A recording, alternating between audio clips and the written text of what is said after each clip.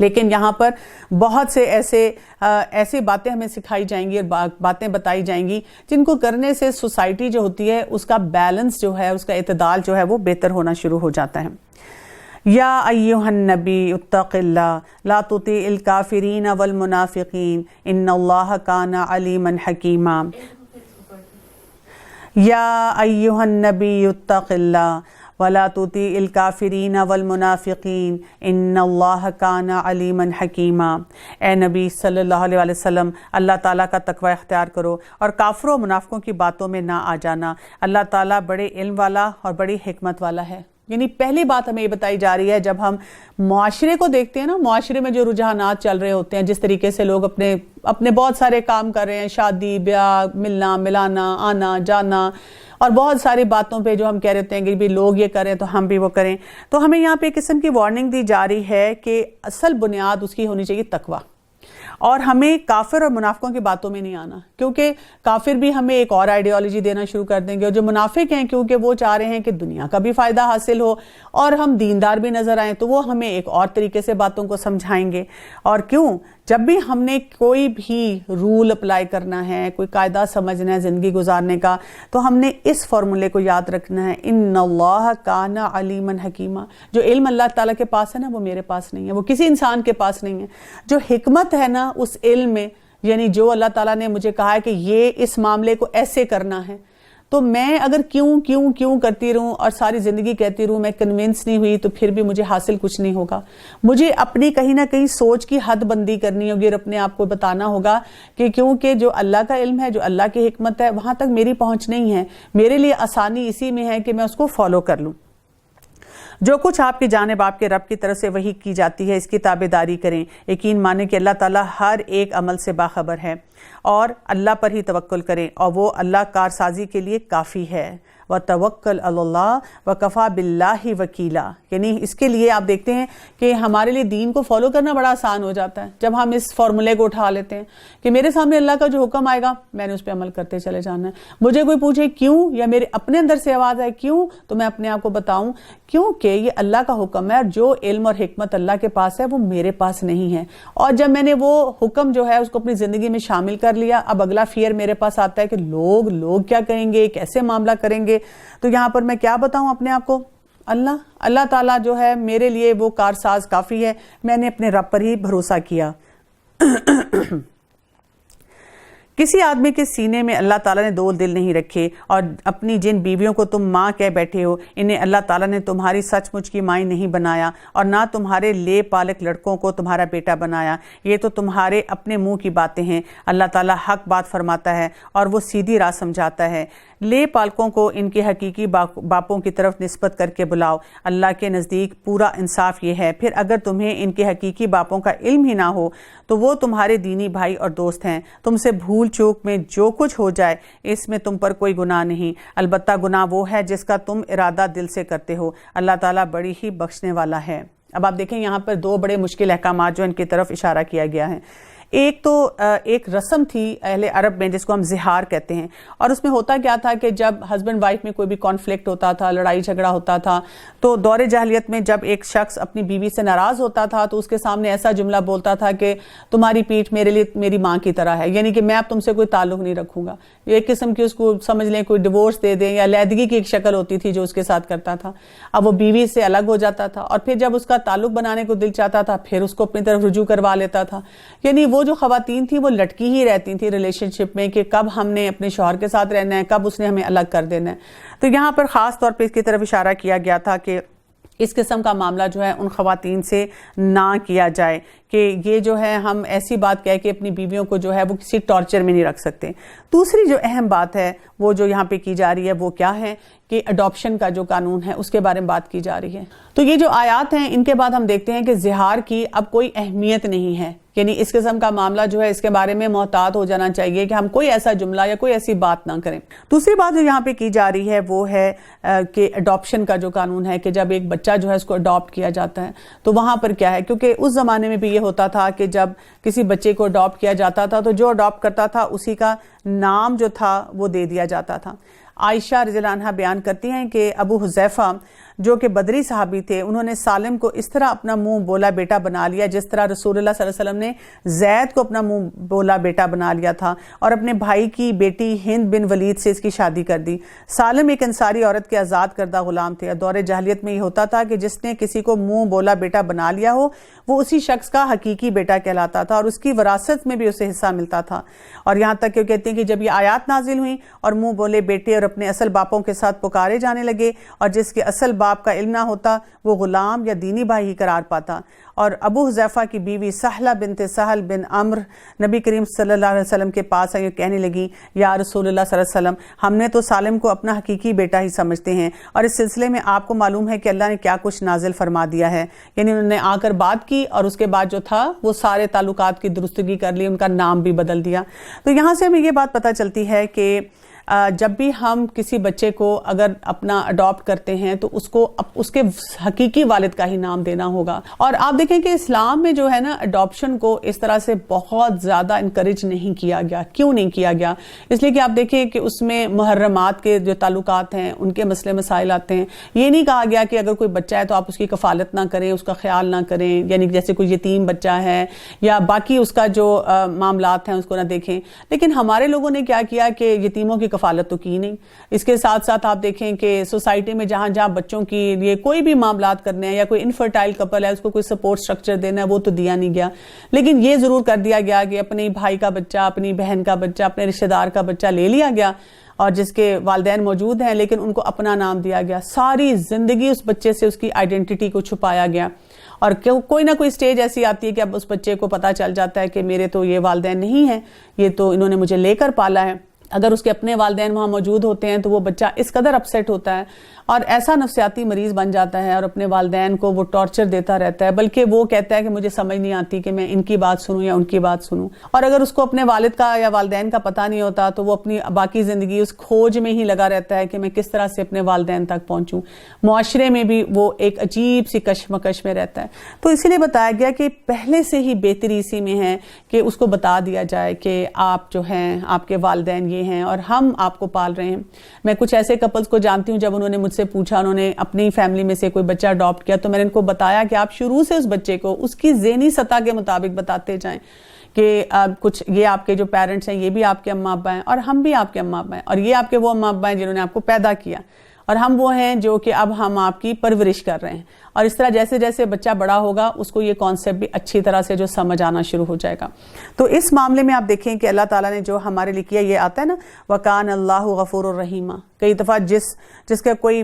بچہ نہیں ہے اور وہ چاہ رہا ہوتا ہے کہ جی ہم اپنا بچہ لے کے پالیں، وہ کہتے ہیں اس میں کیا حرج ہے، آپ سوچیں ہمیں کتنی چاہت ہے۔ تو اللہ تعالیٰ یہاں بتا رہے ہیں کہ اللہ تعالیٰ معاف کرنے والا ہے، اگر تم سے ایسی کوئی غلطی ہوگی اس کو ٹھیک کر لو، اور ساتھ کیا اللہ تعالیٰ رحم فرمانے والا ہے۔ اللہ تعالیٰ کو پتہ ہے کہ اس کی کتنی ضرورت ہے۔ تو جو ولدیت ہے اس کو تبدیل کرنا جو ہے وہ حرام مطلق ہے، یعنی ہم اس طرح کا کام نہیں کر سکتے کہ اس کو وراثت میں ایسے حصہ دیں یا اس قسم کی اس کی آئیڈینٹی کو چھپانا شروع کر دیں۔ پیغمبر مومنوں پر خود ان سے زیادہ حق رکھنے والے ہیں، اور وہ پیغمبر کی بیویاں مومنوں کی مائیں ہیں، اور رشتہ دار کتاب اللہ کی روح سے بنسبت دوسرے مومنوں کے مہاجروں کے آپس میں زیادہ حقدار ہیں، ہاں مگر یہ کہ تم اپنے دوستوں کے ساتھ حسن سلوک کرنا چاہو، اور یہ حکم الہی میں لکھا ہوا ہے۔ جبکہ ہم نے تمام نبیوں سے عہد لیا، اور بالخصوص آپ سے اور نوح اور ابراہیم اور موسیٰ اور مریم کے بیٹے عیسیٰ علیہ السلام سے، اور ہم نے ان سے پکا اور پختہ عہد لیا تاکہ اللہ تعالیٰ سچوں سے ان کی سچائی کے بارے میں دریافت فرمائے، اور کافروں کے لیے ہم نے المناک عذاب تیار کر رکھا ہے۔ اے ایمان والو، اللہ تعالیٰ نے جو احسان تم پر کیا ہے اسے یاد کرو، جبکہ تمہارے مقابلے کو فوجوں پر فوجیں آئیں، پھر ہم نے ان پر تیز و تند آندھی اور ایسے لشکر بھیجے جنہیں تم نے نہیں دیکھا، اور جو کچھ تم کرتے ہو اللہ تعالیٰ سب کچھ دیکھتا ہے۔ یہاں پر اب ہم دیکھتے ہیں کہ جو غزوہ احزاب ہے اس کا جو ہے پورا سلسلہ آ رہا ہے، اور غزوہ احزاب کے سلسلے کو بھی سمجھنا جو ہے وہ بہت ضروری ہے، کیونکہ اس سے پتہ چلتا ہے کہ مسلمانوں کا جو سسٹم تھا جنگ کا اور جہاد کا، وہ اس میں انٹیلیجنس کتنی زیادہ تھی اور کس طرح سے وہ مل کر مشوروں کے ساتھ کام کرتے تھے، اور مشکل سے مشکل سچویشن کو انہوں نے کس طرح سے گزارا تھا۔ ہم دیکھتے ہیں کہ جب بھی کوئی جنگی معاملہ ہوتا تھا تو رسول اللہ صلی اللہ علیہ وسلم کے جو بھی اقدامات ہوتے تھے وہ بہت وزڈم پہ ہوتے تھے، اور اس کی بدولت میکسیمم ایفرٹ یہ ہوتی تھی کہ امن و امان سے ہی تمام معاملات ہوں۔ رسول اللہ صلی اللہ علیہ وسلم جب مدینہ میں تھے تو بہت سارے معاہدے ہوئے، بہت سارے لوگوں کو جو حلیف تھے ان کو اپنا ساتھی بنایا گیا، ان کے ساتھ کانٹریکٹ کیے گئے، لیکن جو یہود تھے ان کو یہ گوارا نہ تھا کہ مسلمان کس طرح سے سکھ چین کے ساتھ اپنی زندگی گزار رہے ہیں. تو وہ کیا کر رہے تھے کہ خیبر میں ہوتے ہوئے وہ کانسٹنٹلی کوئی کنسپریسیز کر رہے تھے اور مشرکین کے ساتھ ملاقاتیں کر رہے تھے، بہت سارے قبائل کے ساتھ ملاقاتیں کر رہے تھے اور کوشش میں لگے ہوئے تھے کہ سب کو جمع کر کے مسلمانوں کے اوپر اٹیک کر دیں. آخرکار انہوں نے کیا کیا کہ یہود نے خیبر کے 20 سرداروں اور رہنما قریش کو ساتھ لیا اور ان کو آمادہ کیا کہ اب ہم مسلمانوں کے ساتھ جنگ کریں گے. اسی طرح بنو غطفان جو تھے ان کے لوگوں کو بھی انہوں نے لیا، پھر راستے میں اور جو قبائل آئے ان کو بھی ساتھ لیتے گئے. یہ ساری اطلاعات جو تھیں یہ مدینہ میں پہنچتی جا رہی تھیں اور رسول اللہ صلی اللہ علیہ وسلم صحابہ سے مشورہ کرتے جا رہے تھے کہ اگر اس وقت جو دشمن ہیں وہ ہمارے مقابلے پہ آتے ہیں تو ہم نے اس سے کیسے معاملہ کرنا ہے.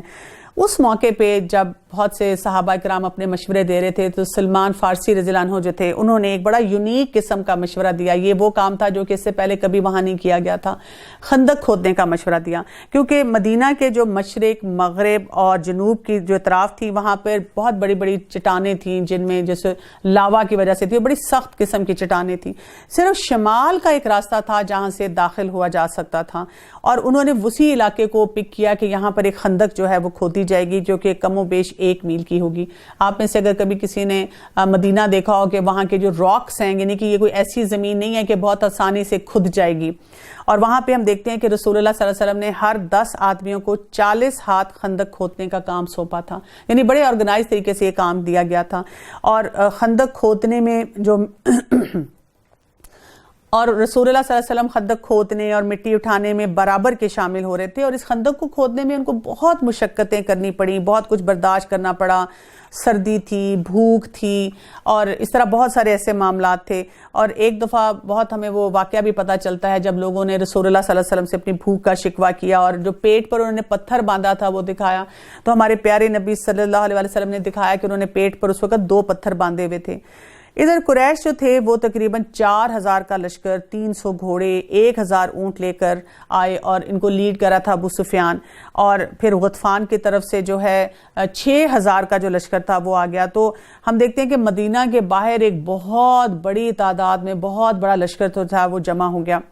اور رسول اللہ صلی اللہ علیہ وسلم نے مدینہ میں ابن ام مکتوم کو جو ہے وہ انتظامات کے لیے مقرر کیا. آپ کو پتہ ہے نا کہ یہ ایک نابینا صحابی تھے، تو ہمیں یہ پتہ چلتا ہے کہ جو اسپیشل نیڈ کے لوگ تھے وہ بھی بہت ایکٹیولی ایسے مواقع پہ جو تھے وہ پارٹیسپیٹ کرتے تھے. اور ہمارے پیارے نبی صلی اللہ علیہ وسلم 3000 کا لشکر لے کر وہاں سے نکلے. اب مسلمان جو تھے وہاں پر وہ جو خندق بنائی اور وہاں پر جب ابو سفیان پہنچے تو وہ پریشان ہو گئے، کیونکہ یہ ان کے لیے ایک بڑی ہی ڈیفیکلٹ سی سچویشن تھی. انہوں نے کبھی بھی ایسا کوئی جو ہے مارکا نہیں کیا دیکھا تھا جہاں پہ خندق ہے اور اس کو کیسے کراس کرنا ہے یا کیسے اسے ڈیل کرنا ہے. کیونکہ جیسے ہی وہ خندق کے قریب آتے تھے تو مسلمان وہاں پہ چاقو چوبند کھڑے ہوتے تھے اور ان کے اوپر تیر جو تھے وہ برسانا شروع کر دیتے تھے. اور اس طرح ان کے لیے جو ہے مجبور ہو کر ان کو کیا کرنا پڑا کہ وہ جنگ کے لیے آگے نہیں بڑھ سکے لیکن محاصرہ کیے رکھا. اور اس میں بہت سارے واقعات آتے ہیں کہ بیچ میں سے انہوں نے سنیک ان کر کے اندر جانے کی کوشش کی. پھر یہ کہ رسول اللہ صلی اللہ علیہ وسلم نے کچھ لوگوں کے ذریعے جو ہے ان کے اندر شبہات پیدا کیے، ان کے اندر پھوٹ بھی پڑی. اور الٹیمیٹلی کیا ہوا کہ اللہ تعالیٰ کی طرف سے خاص مدد آئی، جبکہ مسلمانوں پہ بہت ہی برا وقت ہے اس محاصرے کا، جب ان کے اوپر تیز ہوائیں چلی اور ان کے دلوں میں ایسا روب آ گیا، ان کی ہانڈیاں جو تھیں وہ الٹ گئیں، ان کے خیمے اکھڑ گئے اور اتنی سخت سردی تھی، کڑکڑاتی سردی تھی کہ اس نے ان کو کوچ کرنے پہ جو ہے وہ مجبور کر دیا. اور یہ والا مارکا جو تھا اس طرح سے مسلمانوں نے آپ سمجھے کہ انڈائریکٹ طریقے سے جو ہے وہ سر ہی کر لیا تھا. تو یہاں پر ہمیں یہ پتہ چلتا ہے جب ہم اب اس نظر سے یہ سارے واقعات پڑھیں گے کہ سورہ الاحزاب کا جو ہے کہ ہمیں پتہ چلے گا کہ کیا کیا جو اس وقت حالات تھے اور کیا ایمانی کیفیت تھی اور ہمارے لیے اس میں کیا اسباق ہیں. آیت نمبر 9 سورہ الاحزاب سے دیکھیں. اے ایمان والو، اللہ تعالیٰ نے جو احسان تم پر کیا اسے یاد کرو، جبکہ تمہارے مقابلے کو فوجوں پر فوجیں آئیں، پھر ہم نے ان پر تیز تند آندھی اور ایسے لشکر بھیجے جنہیں تم نے نہیں دیکھا، اور جو کچھ تم کرتے ہو اللہ تعالیٰ سب کچھ دیکھتا ہے. جبکہ دشمن تمہارے پاس اوپر اور نیچے سے چڑھ آئے، جبکہ آنکھیں پتھرا گئیں اور کلیجے منہ کو آ گئے، اور اللہ تعالیٰ کی نسبت تم طرح طرح کے گمان کرنے لگے، یہی مومن آزمائے گئے اور پوری طرح جھنجھوڑ دیے گئے. یعنی کہ بہت مشکل ایک یہ مارکا تھا۔ اس وقت منافق اور وہ لوگ جن کے دلوں میں شک تھا وہ کہنے لگے اللہ تعالیٰ اور اس کے رسول نے ہم سے محض دھوکہ فریب کا ہی تو وعدہ کیا ہے، اور انہی کی ایک جماعت نے ہانک لگائی کہ اے مدینہ والو تمہارے لیے ٹھکانہ نہیں، چلو لوٹ چلو، اور ان کی ایک جماعت یہ کہہ کر نبی کریم صلی اللہ علیہ وسلم سے اجازت مانگنے لگی کہ ہمارے گھر غیر محفوظ ہیں، حالانکہ وہ غیر محفوظ نہ تھے، لیکن ان کا پختہ ارادہ بھاگ کھڑے ہونے کا تھا، اور اگر مدینہ کے اطراف سے ان پر لشکر داخل کیے جاتے پھر ان سے فتنہ طلب کیا جاتا تو یہ ضرور اسے برپا کر دیتے اور نہ لڑتے مگر تھوڑی مدت۔ اس سے پہلے تو انہوں نے اللہ سے عہد کیا تھا کہ پیٹھ نہ پھیریں گے اور اللہ سے کیے ہوئے وعدے کی باز پرس کی۔ کہہ دیجئے کہ تم موت سے یا خوف قتل سے بھاگو تو یہ بھاگنا تمہیں کچھ بھی کام نہ آئے گا اور اس وقت تم ہی کم فائدہ اٹھاؤ گے۔ پوچھئے اگر اللہ تمہیں کوئی برائی پہنچانا چاہے یا تم پر کوئی فضل کرنا چاہے تو کون ہے جو تمہیں بچا لے یا تم سے روک رکھے؟ اپنے لیے بجوز اللہ تعالیٰ کے نہ کوئی حمایتی پائیں گے اور نہ ہی کوئی مددگار۔ اللہ تعالیٰ تم میں سے انہیں بخوبی جانتا ہے جو دوسروں کو روکتے ہیں اور اپنے بھائی بندوں سے کہتے ہیں کہ ہمارے پاس چلے آؤ اور کبھی کبھی ہی لڑائی میں آتے ہیں۔ یہاں پہ اب دیکھیں منافقوں کا کردار جو ہے اس کو بھی ہائی لائٹ کیا جا رہا ہے۔ تمہاری مدد میں پورے بخیل ہیں، پھر جب خوف و دہشت کا موقع آ جائے تو آپ انہیں دیکھیں گے کہ آپ کی طرف نظریں جما دیتے ہیں اور ان کی آنکھیں اس طرح گھومتی ہیں جیسے اس شخص کی جس پر موت کی غشی طاری ہو۔ پھر جب خوف جاتا رہتا ہے تو تم پر اپنی تیز زبانوں سے بڑی باتیں بناتے ہیں اور مال کے بڑے ہی حریص ہیں۔ یہ ایمان لانے والے نہیں، اللہ تعالیٰ نے ان کے لیے تمام اعمال کو نابود کر دیا ہے، اور وَكَانَ ذَلِكَ عَلَى اللَّهِ يَسِيرًا، اور اللہ تعالیٰ پر یہ بات بہت ہی آسان ہے۔ سمجھتے ہیں کہ اب تک لشکر چلتے نہیں گئے اور اگر فوجیں آ جائیں تو تمنا کرتے ہیں کہ کاش وہ صحرا میں بادیہ نشینیوں کے ساتھ ہوتے کہ تمہاری خبریں دریافت کیا کرتے، اگر وہ تم میں موجود ہوتے تو نہ لڑتے مگر برائے نام۔ یقیناً تمہارے لیے رسول اللہ صلی اللہ علیہ وسلم میں عمدہ نمونہ ہے ہر اس شخص کے لیے جو اللہ تعالیٰ کی اور قیامت کے دن کی توقع رکھتا ہے اور بکثرت اللہ تعالیٰ کو یاد کرتا ہے۔ بہت اہم یہاں پہ آپ دیکھیں کہ ہم غزوہ احزاب کی بات کرتے ہوئے ایک دم سے ہمارے لیے ایک بڑا امپورٹنٹ پرنسپل یہاں پہ دے دیا گیا، کیونکہ منافقوں کی بات ہو رہی ہے نا۔ منافق کیا کر رہے ہیں؟ اب دیکھیں مشکل حالات ہیں، مسلمان پھنسے ہوئے ہیں، انہوں نے جو ہے اللہ کی خاطر جو ہے وہاں سٹینڈ لیا ہوا ہے، اور منافق آ کر ان کو پوک کر رہے ہیں، آ کر ان کو ہلا رہے ہیں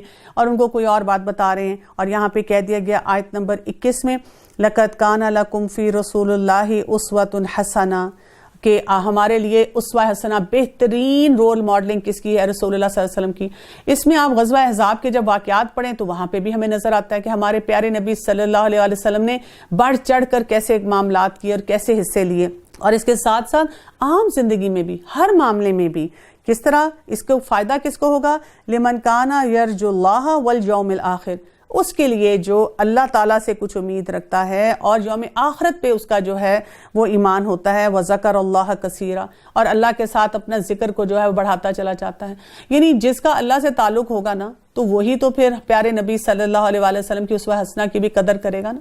جو اللہ کی معرفت نہیں رکھتا، اللہ کو جو ہے خالق نہیں مانتا، تو وہ پھر مخلوق میں بھی کوئی جس کو جو مرضی اللہ نے درجہ دیا اس کو بھی کیسے پہچانے گا؟ اور ایمانداروں نے جب کفار کے لشکر کو دیکھا بے ساختہ کہہ اٹھے کہ انہی کا وعدہ ہمیں اللہ تعالیٰ نے اور ان کے رسول نے دیا تھا، اور اللہ تعالیٰ اور اس کے رسول نے سچ فرمایا، اور اس چیز نے ان کے ایمان میں اور بڑھا دیا اور اضافہ کر دیا۔ مومنوں میں ایسے لوگ بھی ہیں جنہوں نے جو عہد اللہ تعالیٰ سے کیا تھا انہیں سچا کر دکھایا، بعض نے تو اپنا عہد پورا کر دیا اور بعض منتظر ہیں اور انہوں نے کوئی تبدیلی نہیں کی۔ یعنی ان تمام باتوں کے پیچھے جو ہے کیا بات ہمیں سمجھ آتی ہے کہ ان کے ایٹیٹیوڈز کیا تھے۔ یہاں پر ہمیں ایک اور چیز بھی پتہ چلتی ہے، کیونکہ ہم ایک جو ہے غزوے کی بات کر رہے ہیں اور وہاں پر ہم یہ دیکھ رہے ہیں کہ کس قدر ان کی مشکلات تھی۔ ایسے موقع پہ ہم دیکھتے ہیں، کیونکہ ہمیں غزوہ احزاب سے بھی پتہ چلتا ہے کہ دعاؤں کا بھی بہت بڑا رول ہوتا ہے ایسے موقع پہ۔ جیسے ہمیں یہ پتہ چلتا ہے کہ جب نبی کریم صلی اللہ علیہ وسلم کسی لشکر کو روانہ فرماتے تھے تو اس وقت ان کے لیے دعا کیا کرتے تھے، استودع اللہ دینکم و امانتکم و خواتیمکم اعمالکم۔ کیا آتا ہے اس میں؟ میں تمہارا دین، تمہاری امانتیں اور تمہارے آخری اعمال اللہ کے سپرد کرتا ہوں۔ تو ایسی دعاؤں کے ساتھ جو ہے جو ہمارے فوجی ہوتے ہیں جو جہاد کے لیے جا رہے ہوتے ہیں یا اللہ کے راستے میں کسی بھی کام کے لیے نکل رہے ہوتے ہیں ان کو دعاؤں کے ساتھ رخصت کرنا چاہیے۔ اسی طرح ایک اور حدیث میں آتا ہے کہ رسول اللہ صلی اللہ علیہ وسلم نے کفار کے لشکر کے خلاف یوں دعا فرمائی، اے اللہ کتاب نازل فرمانے والے، جلد حساب لینے والے، لشکروں کو شکست دینے والے، دشمن کو شکست دے اور ان کے پاؤں کو ڈگمگا دے۔ اسی طرح جب دشمن پر حملہ کریں تو اس وقت بھی ہم دیکھتے ہیں کہ رسول اللہ صلی اللہ علیہ وسلم اور صحابہ کرام کا طریقہ کیا ہوتا تھا کہ وہ تکبیرات جو تھی اس کو بلند کیا کرتے تھے۔ پھر یہ کہ دوران جنگ مجاہدین دشمن کے گھیرے میں آ جائیں تو اس وقت بھی دعا مانگنی چاہیے، اور اس میں کیا آتا ہے کہ ابو سعید خدری رضی اللہ عنہ کہتے ہیں کہ خندق کے دن ہم نے عرض کیا، یا رسول اللہ صلی اللہ علیہ وسلم کیا کوئی چیز ایسی ہے جسے ہم ان حالات میں پڑھیں، کیونکہ خوف اور گھبراہٹ کی وجہ سے لوگوں کے کلیجے حلق کو آ رہے ہیں۔ تو اس ٹائم پہ رسول اللہ صلی اللہ علیہ وسلم نے کون سی دعا بتائی تھی؟ کہا تھا اللہم استر عوراتنا وآمر روعاتنا۔ کتنی چھوٹی سی دعا ہے جو کہ ہم ایسے مواقع کے لیے جو ہیں لوگوں کو سکھا سکتے ہیں کہ وہ پڑھا کریں، کہ اس میں کیا آتا ہے کہ کیا کہا تھا کہ ہاں کہو یا اللہ ہمارے ایوب ڈھانپ دے اور ہمیں گھبراہٹ سے امن دے دے۔ اور ابو سعید خدری کہتے ہیں کہ اس کے بعد اللہ تعالیٰ نے تیز ہوا کے ذریعے دشمنوں کے منہ پھیر دیے اور اسی ہوا کے ذریعے اللہ نے دشمنوں کو شکست بھی دے دی۔ اسی طرح جب کوئی بھی انسان کسی دشمن کے مد مقابل آتا ہے اور دشمن جو ہے وہ بہت طاقتور ہو تو اس کے لیے بھی ہمیں دعا بتائی گئی ہے، اور وہ کون سی ہے؟ اللہم انا نجعلک فی نحورہم ونعوذ بک من شرورہم۔ رسول اللہ صلی اللہ علیہ وسلم جب کسی آدمی یا کسی قوم سے خوف محسوس کرتے تو فرماتے یا اللہ ہم کفار کے مقابلے میں تجھے آگے کرتے ہیں اور ان کے شر سے تیری پناہ مانگتے ہیں، یعنی ہم اللہ تعالیٰ کے ساتھ جو ہے اللہ تعالیٰ کے حفاظت میں آنا چاہتے ہیں اور اللہ تعالیٰ ہی پہ توکل کرتے ہیں کہ وہ ہمارے لیے آسانیاں پیدا کریں۔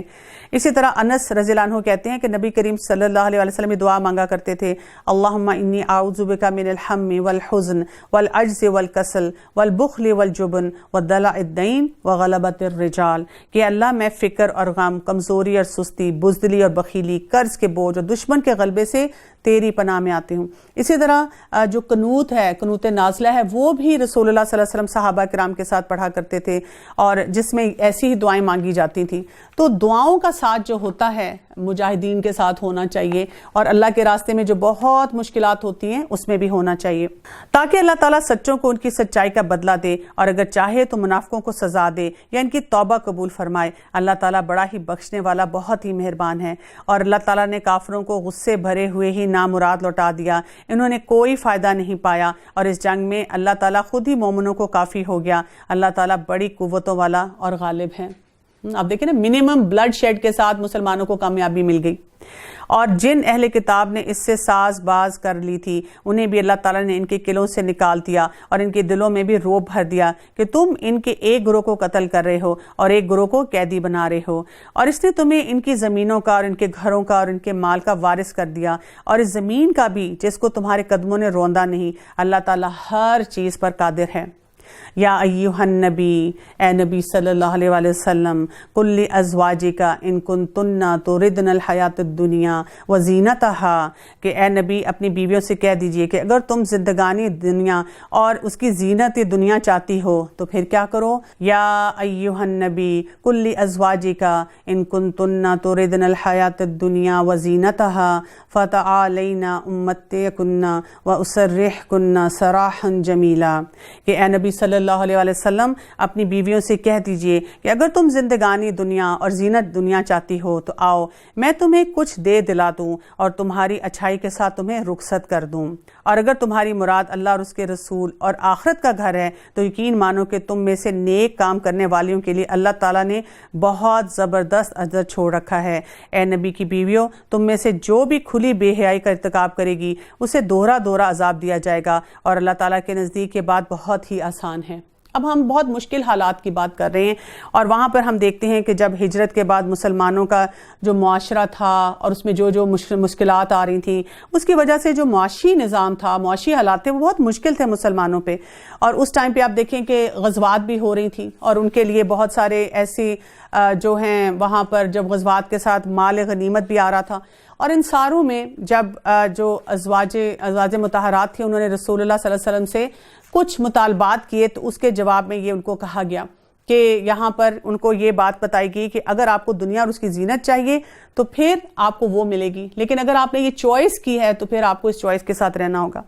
ہمارے یہاں لوگوں میں سے اکثر جو مرد حضرات ہیں، جب ان کی بیویاں ان سے کچھ پیسے مانگتی ہیں یا گھر کا خرچہ مانگتی ہیں تو وہ اسی آیت کا ریفرنس دے کے فوراً کہتے ہیں کہ رسول اللہ صلی اللہ علیہ وسلم نے کیا کہا تھا، تو تم وہ بھی جواب یاد رکھو۔ لیکن یہاں پر ہم بہت ساری باتیں بھول جاتے ہیں۔ پہلی بات تو یہ کہ یہاں پر ہم دیکھتے ہیں کہ ان کا فوکس کیا تھا، کیا ہمارے گھروں میں ہمارا فوکس وہی ہے جو کہ رسول اللہ صلی اللہ علیہ وسلم کو اس وقت تھا؟ دوسری بات یہ کہ جب ہم ازواج مطہرات کی زندگی دیکھتے ہیں تو یہ وہ خواتین ہیں جو کہ انہوں نے کتنے دن ان کے گھر میں کھانا نہیں پکتا تھا، انہوں نے مشکل سے مشکل حالات میں بھی رسول اللہ صلی اللہ علیہ وسلم کا ساتھ دیا۔ تو وہ کوئی لگژریس آئٹم نہیں مانگ رہی تھی، وہ نیسیسٹیز کی بات کر رہی تھی، اور اس نیسیسٹیز کے لیے بھی اس وقت حالات یہ تھے کہ ان کو ملنا مشکل تھا۔ پھر ہم اس کے ساتھ اب دیکھتے ہیں کہ عائشہ رضی اللہ عنہا بیان کرتی ہیں کہ جب رسول اللہ صلی اللہ علیہ وسلم کو اللہ تعالیٰ نے ان کی بیویوں کو اختیار دینے کا حکم دیا تو آپ صلی اللہ علیہ وسلم سب سے پہلے میرے پاس تشریف لائے اور فرمایا میں تم سے ایک بات کرنے لگا ہوں، تم اس سلسلے میں والدین سے مشورہ کے بغیر کوئی جلد بازی نہ کرنا، اور آپ کو معلوم تھا کہ میرے والدین مجھے رسول اللہ صلی اللہ علیہ وسلم سے علیحدگی کا مشورہ نہیں دیں گے۔ پھر آپ نے مجھے یہ آیت پڑھ کر سنائی تو میں نے کہا کہ کیا میں اس سلسلے میں والدین سے مشورہ کروں؟ میں تو اللہ اور اس کے رسول اور آخرت کو ترجیح دیتی ہوں۔ تو یہاں سے ہمیں کیا پتہ چلتا ہے؟ یہ وہ خواتین تھیں جنہوں نے کوئی ایسا معاملہ نہیں کیا جہاں پر یہ کہ اللہ کا حکم ٹوٹ رہا ہو یا یہ کہ انہوں نے رسول اللہ صلی اللہ علیہ وسلم کا ساتھ چھوڑنے کا کبھی بھی سوچا ہو۔ تو اس کے پورے بیک گراؤنڈ کو بھی سمجھنے کی ضرورت ہے، اور یہاں پر ہمیں یہ پتہ چلتا ہے کہ حالات جب مشکل ہوتے ہیں اس وقت شوہر کا کیا رول ہے، بیوی کا کیا رول ہے، اور جب حالات ٹھیک ہوتے ہیں، بہتر ہوتے ہیں، اس وقت جو ہے ان رولز کو کیسے ادا کیا جاتا ہے۔ تو سورہ الاحزاب جب یہاں تک ہم نے پڑھی ہے، ہمیں یہ سمجھ آ جانا چاہیے کہ مشکل حالات میں منافقین اور باقی جو کچھ ہم نے فیصلے کرنے ہیں اس میں ہمارے لیے رول ماڈلنگ کس کی ہوگی؟ ہمارے پیارے نبی صلی اللہ علیہ وآلہ وسلم کی، اور انشاءاللہ اگلے پارے میں ہم مزید اس کے بارے میں پڑھیں گے۔ وآخر دعوانا ان الحمد للہ رب العالمین، سبحانک اللہم وبحمدک، اشہد ان لا الہ الا انت، استغفرک واتوب الیک۔ السلام علیکم ورحمۃ اللہ وبرکاتہ۔